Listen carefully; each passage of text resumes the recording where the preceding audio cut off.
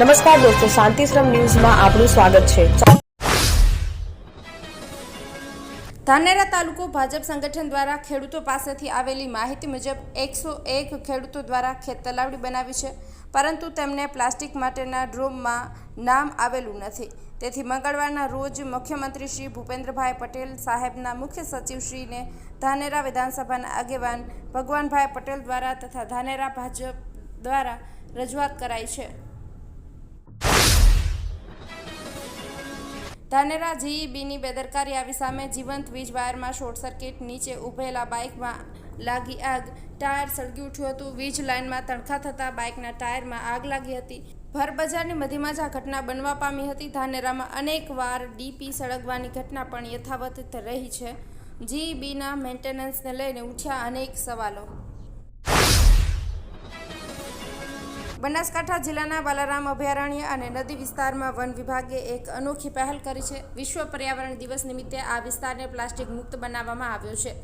જિલ્લા નાયબ વન સંરક્ષણ ચિરાગ અમીનના નેતૃત્વમાં આ અભિયાન હાથ ધરવામાં આવ્યું છે। પાલનપુર નોર્મલ રેન્જ વન વિભાગના અધિકારીઓ, કર્મચારીઓ અને સ્થાનિક સ્વયંસેવકોએ 5 દિવસ સુધી શ્રમદાન કર્યું। કુલ 103 લોકોની મદદથી 7 ટ્રેક્ટર જેટલો પ્લાસ્ટિક કચરો એકત્ર કરી તેનો યોગ્ય નિકાલ કરવામાં આવ્યો હતો। દક્ષિણ ગુજરાતમાં હળવાથી મધ્યમ વરસાદની આગાહી। આજે ઉમરગામથી લઈને અંબાજી સુધી વરસાદ પડી શકે છે। 14 જૂનથી ચોમાસું આવવાની શક્યતા। આજે અમદાવાદ, ગાંધીનગર, અરવલ્લી, મહીસાગર, ખેડા, દાહોદ, વડોદરા, આણંદ, છોટાઉદેપુર, ભરૂચ, નર્મદા, સુરત, તાપી, નવસારી, ડાંગ, વલસાડ, દમણ, દાદરાનગર હવેલી, સુરેન્દ્રનગર, બોટાદ, રાજકોટ, જૂનાગઢ, અમરેલી, ભાવનગર, ગીર સોમનાથ, દીવમાં હળવાથી મધ્યમ વરસાદની આગાહી કરવામાં આવી છે। દિયોદર પંથકમાં શિક્ષણનું અનેરું ધામ એટલે Shri Tapasvi college of nursing તેમજ શ્રી તપસ્વી આર્ટ્સ કોલેજ, જ્યાં છે સંપૂર્ણ AC, CCTV, wifi, digitally updated campus, BSc nursing સહિતના અનેક કોર્સમાં આજે જ પ્રવેશ માટે સંપર્ક કરો। Tapasvi college of nursing, Deodar. Tharad market yard ખાતે વિશ્વ પર્યાવરણ દિવસની ઉજવણી કરવામાં આવી હતી। થરાદ ભાજપ અને માર્કેટયાર્ડના સંયુક્ત ઉપક્રમે યોજાયેલા આ કાર્યક્રમમાં બનાસકાંઠાના પૂર્વ સાંસદ પરબતભાઈ પટેલ મુખ્ય મહેમાન તરીકે ઉપસ્થિત રહ્યા હતા। કાર્યક્રમમાં પરબતભાઈ પટેલે વડાપ્રધાન નરેન્દ્ર મોદીના વિઝનનો ઉલ્લેખ કર્યો હતો। તેમણે જણાવ્યું હતું કે 21મી સદીનું ભારત આબોહવા પરિવર્તન અને પર્યાવરણ સંરક્ષણ માટે સ્પષ્ટ રૂપરેખા સાથે આગળ વધી રહ્યું છે। તેમણે ગ્રીન ફ્યુચર અને ગ્રીન ઇકોનોમી અભિયાનને વેગ આપવાની જરૂરિયાત પર ભાર મૂક્યો છે। ડીસા ગાયત્રી શક્તિપીઠ ખાતે જેઠ સુદ દશમના પવિત્ર દિવસે ત્રિવેણી સંગમ જેવો અવસર ઉજવાયો છે। આ દિવસે ગાયત્રી જયંતિ, ગંગા દશેરા અને પૂજ્ય ગુરુદેવના મહાપ્રયાણ દિવસની સંયુક્ત ઉજવણી કરવામાં આવી છે।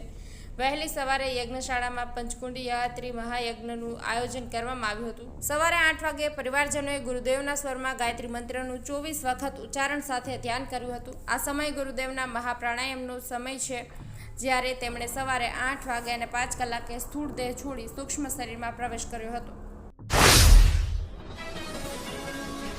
થરાદ તાલુકાના વાઘાસણ ગામમાં આરોગ્ય વિભાગના નવા બસ સ્ટેન્ડમાં બાંધકામમાં મોટી ગેરરીતિ સામે આવી છે। ₹27 લાખના ખર્ચે બનતા આ સબ સેન્ટરના પાયાના બાંધકામમાં હલકી ગુણવત્તાનું કામ થયું હોવાના સામે આવ્યું છે। આ અંગેનો અહેવાલ પ્રસિદ્ધ થયા બાદ તંત્ર એક્શનમાં આવ્યું હતું। મહિલા અગ્રણીએ બિલ્ડિંગના પાયાના કામમાં ગેરરીતિની ફરિયાદ કરી હતી। કોન્ટ્રાક્ટરે પોતે જ કબૂલ્યું કે કારીગરોએ યોગ્ય રીતે કામગીરી કરી નથી।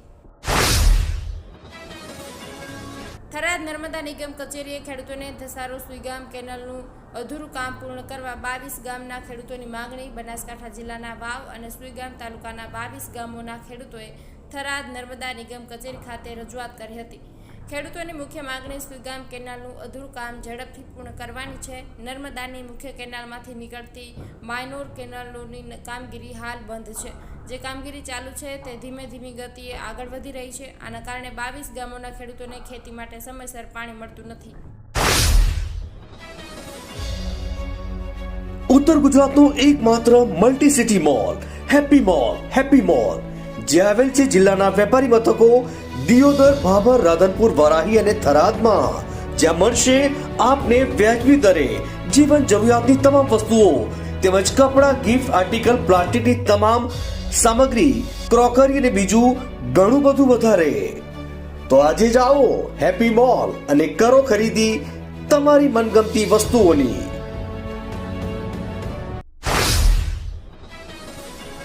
ડીસા તાલુકાના થેરવાડા ગામના અર્બુદા નગરમાં આવેલા ગોગા મહારાજના મંદિરમાં દિવસના સમયે ચોરી થઈ હતી. મંદિરમાંથી ચાંદીની મૂર્તિઓ અને રોકડ રકમની ચોરી થઈ છે.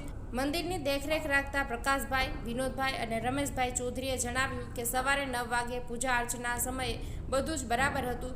બપોરે જ્યારે તેઓ મંદિરે પરત ફર્યા હતા ત્યારે ચોરી થયાનું જાણવા મળ્યું હતું. દાતા હાઈસ્કૂલ સામે બાઇક અકસ્માત સર્જાયો હતો, જેમાં બાઇક 30 ફૂટ ઊંચે ઉછળી ડિવાઈડર પર પડી હતી, જ્યાં 2 યુવકને ઈજા પહોંચતા સારવારમાં ખસેડવામાં આવ્યા હતા.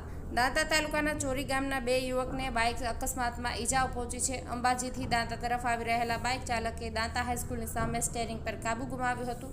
આ અકસ્માતમાં બાઇક 30 ફૂટ ઊંચે ઉછળીને ડિવાઈડર પર પડ્યું. મુખ્યમંત્રી ભૂપેન્દ્રભાઈ પટેલે વિશ્વ પર્યાવરણ દિવસ નિમિત્તે અમદાવાદ મહાનગરપાલિકા દ્વારા આયોજિત મિશન 4 મિલિયન ટ્રીઝ અભિયાનનો શુભારંભ કરાવ્યો. મુખ્યમંત્રીએ સિંદૂરના રોપાઓનું વાવેતર કરી એએમસીના ચાંદલોડિયા વોર્ડમાં નિર્માણ પામનાર સિંદૂર વનના નિર્માણનો પ્રારંભ કરાવ્યો. તેમજ મિશન 4 મિલિયન ટ્રીઝ અભિયાનના ટેબ્લો અને 11 વૃક્ષ રથનું પ્રસ્થાન કરાવ્યું હતું. આ અવસરે મુખ્યમંત્રીએ પર્યાવરણલક્ષી ચિત્ર સ્પર્ધાના 5 વિજેતાઓને સાયકલ આપી પુરસ્કૃત કર્યા હતા.